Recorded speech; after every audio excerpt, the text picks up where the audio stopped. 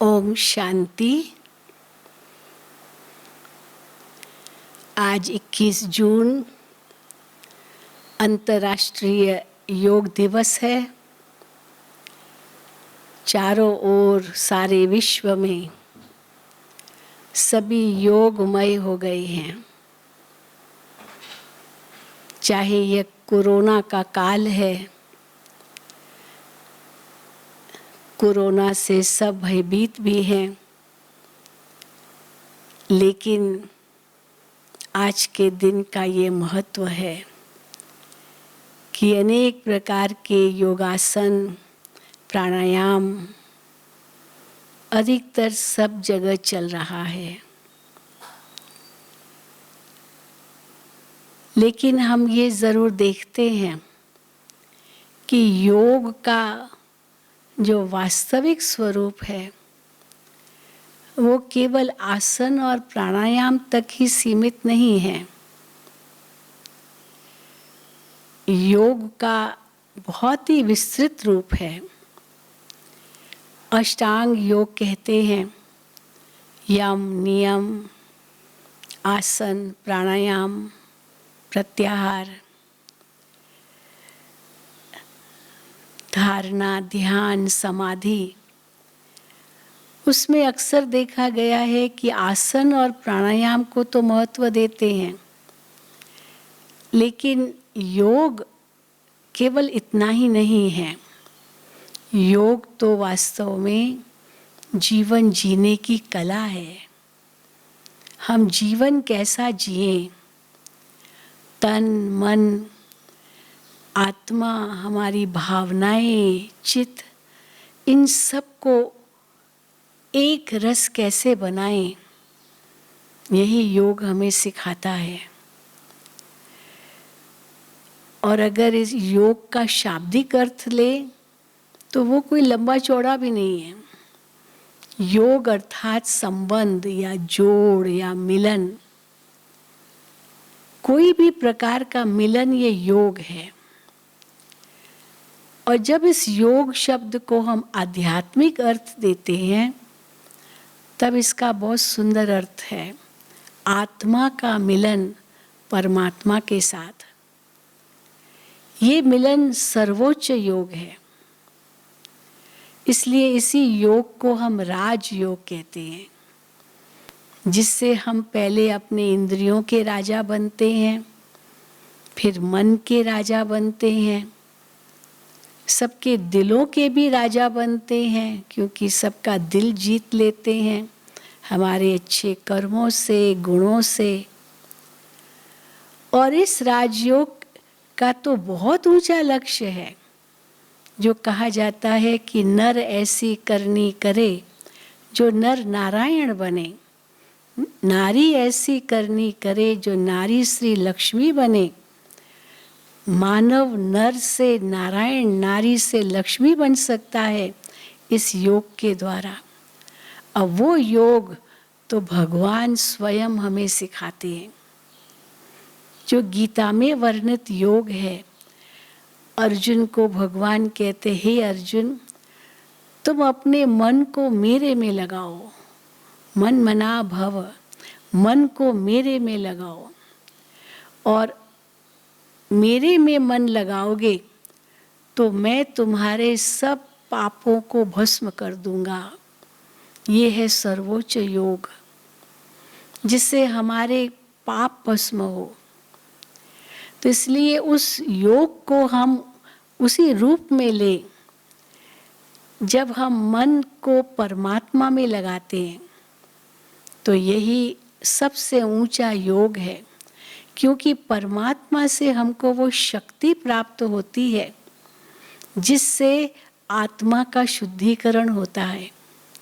परमात्मा शांति के सागर हैं, प्रेम के सागर हैं, आनंद के सागर हैं, सर्वशक्तिमान है। कितना ऊंचे से ऊंचा है वो। और आत्मा के सर्व संबंध उसके साथ है। हम भक्ति में गाते तो आए हैं, त्वमेव माता च पिता त्वमेव बन्धुश्च सखा त्वमेव विद्या द्रविणम त्वमेव सर्वम मम देव देव। अब ये आत्मा कहती है परमात्मा के लिए। कोई देहधारियों से संबंध की बात नहीं है। कोई देहधारी होगा तो एक तो संबंध होंगे उनके साथ, लेकिन सर्व संबंध तो आत्मा के परमात्मा के साथ है। तो आत्मा समझकर परमात्मा से सर्व संबंध जोड़ना वास्तव में यही राजयोग है। तो पहले तो आत्मा की पहचान चाहिए कि ये बोलने वाली, सुनने वाली, देखने वाली, हर कर्म करने वाली मैं एक आत्मा हूँ, एक चेतन सत्ता हूँ, अजर अमर अविनाशी हूँ। मैं परमात्मा की संतान हूँ। हम सब आत्माएं हैं, एक पिता के बच्चे हैं। इसीलिए तो कहा जाता है वसुधैव कुटुंबकम। ये वसुधैव कुटुंबकम तब अनुभव कर सकेंगे जब अपने आप को आत्मा निश्चय करेंगे। क्योंकि शारीरिक दृष्टि से तो संसार एक कुटुंब तो नहीं है ना, सब अलग अलग है। कितने धर्म हैं, कितनी जातियां हैं, कितनी भाषाएं हैं, कितने प्रांत हैं, देश हैं, कितनी रस्म रिवाज है, कितनी संस्कृतियां हैं, न जाने क्या क्या है संसार में।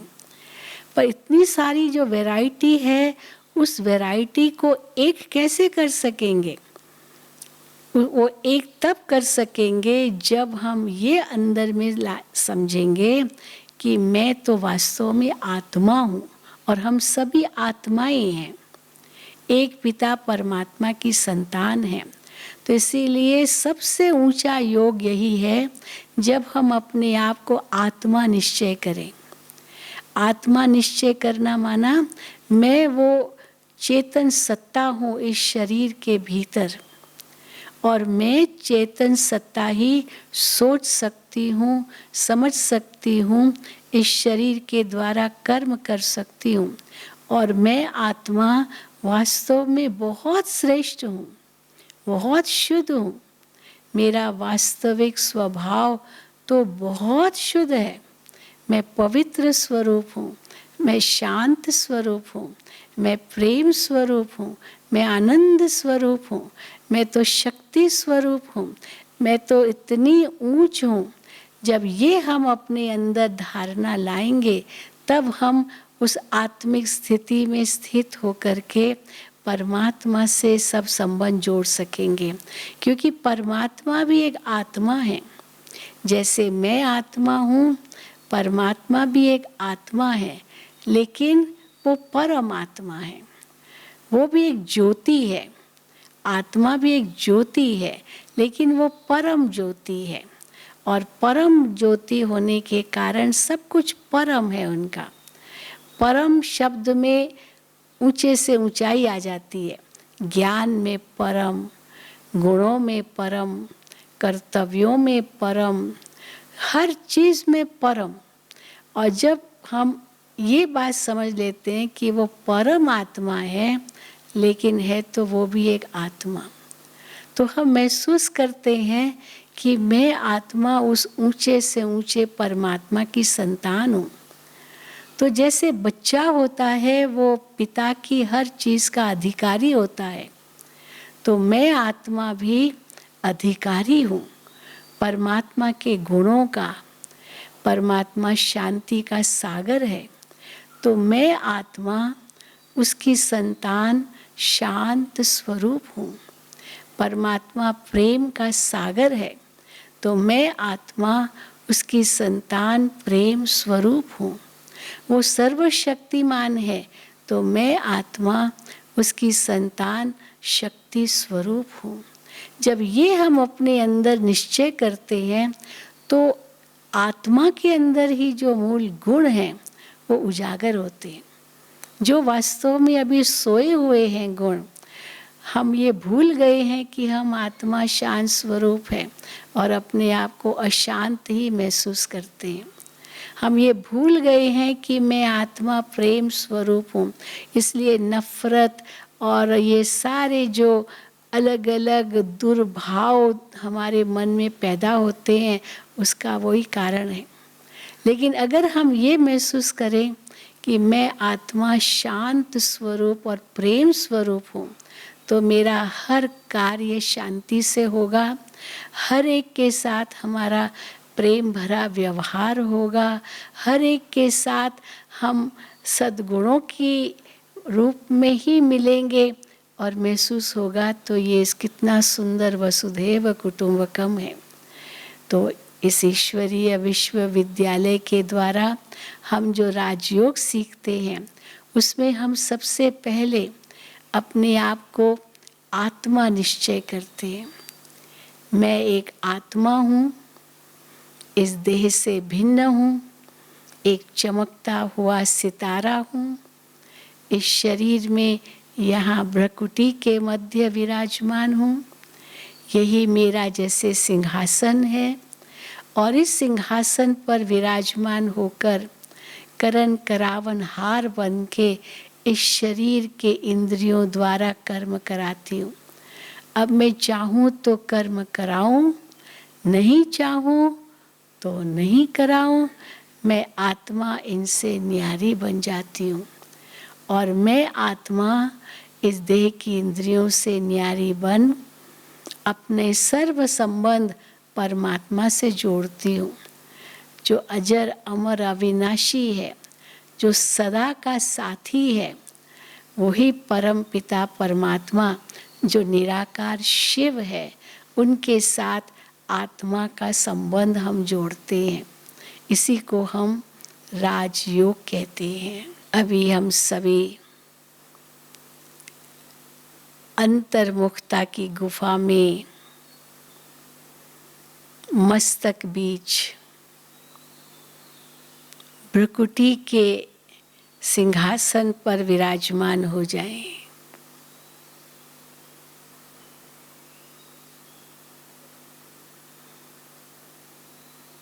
अपने आप को पहचाने।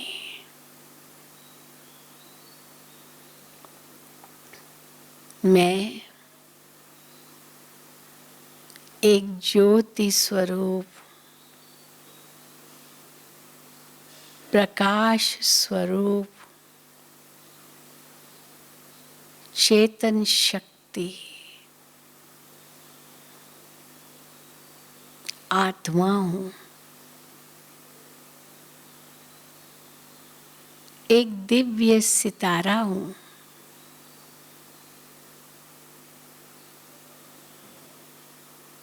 इस सृष्टि मंच पर एक अभिनेता हूँ। अभिनय करने के लिए मुझ आत्मा ने ये शरीर रूपी वस्त्र धारण किया है।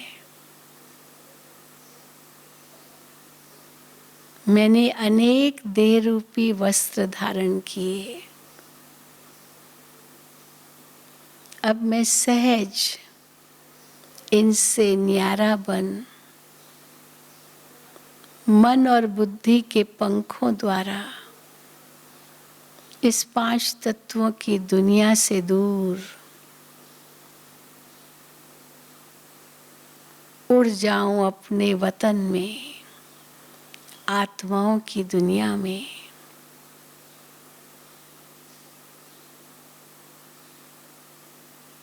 पांच तत्वों से पार एक ज्योति का धाम है।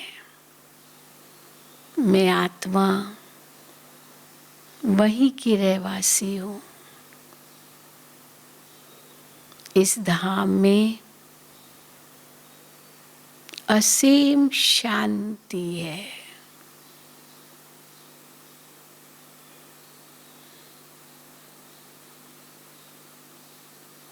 मैं आत्मा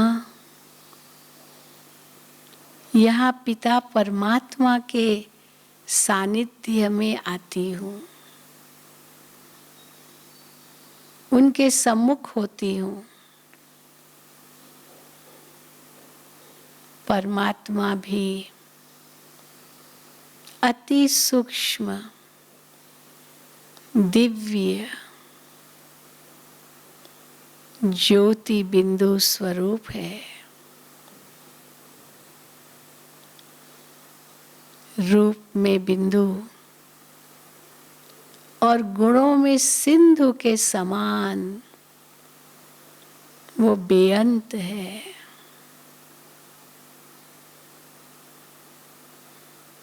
ऊंचे से ऊंचा भगवान है।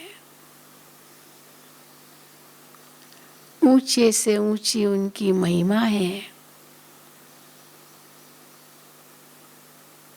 और वे मेरे परम पिता हैं।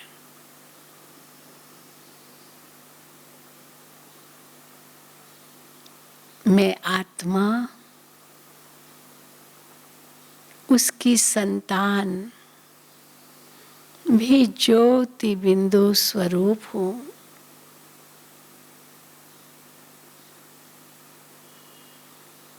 वो शांति का सागर है।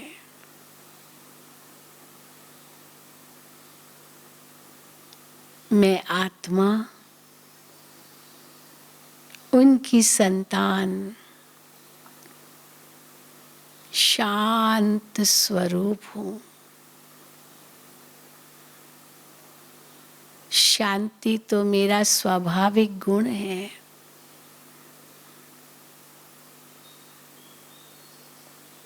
जितना इस शांति का चिंतन करेंगे, उतनी शांति की स्थिति का अनुभव होगा। मैं शांत स्वरूप आत्मा, शांति धाम की वासी, शांति के सागर परमात्मा की संतान, शांत स्वरूप हूँ।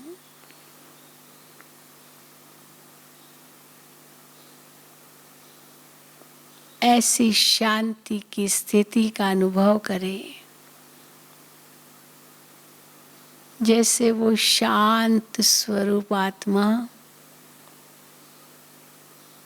शांति के सागर में समा गई हो।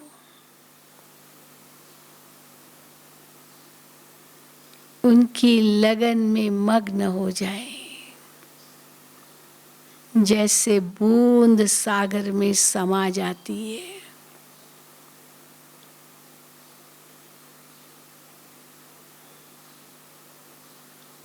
और शांति की शक्ति स्वयं में महसूस करते जाएं।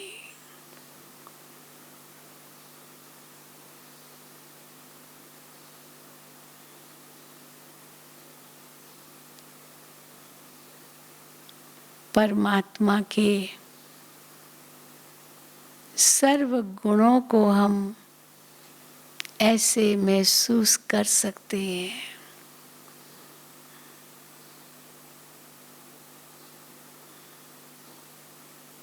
और धीरे धीरे आत्मा को इन गुणों से भरपूर कर सकते हैं।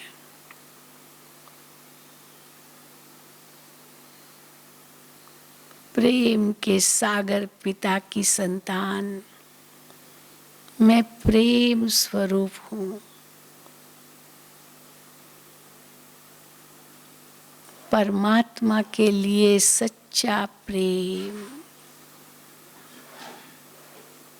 और संसार के लिए निस्वार्थ प्यार।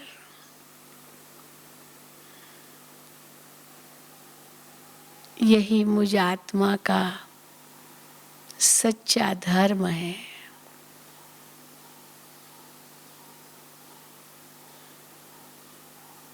उस सर्वशक्तिमान पिता की संतान मैं शक्ति रूप हूँ।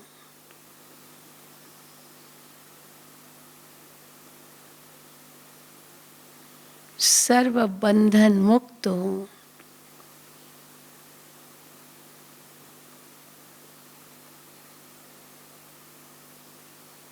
मेरे चारों ओर शांति ही शांति है। एक दिव्य आभा है और मैं ये शक्ति चारों ओर फैला रही हूँ।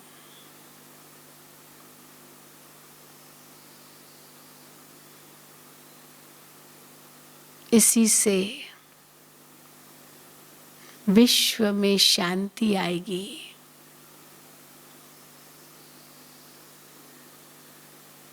और ये संसार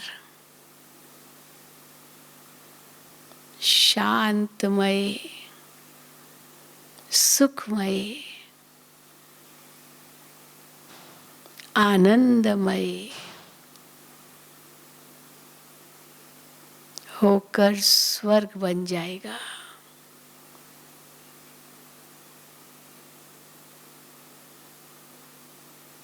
यही राजयोग का लक्ष्य है।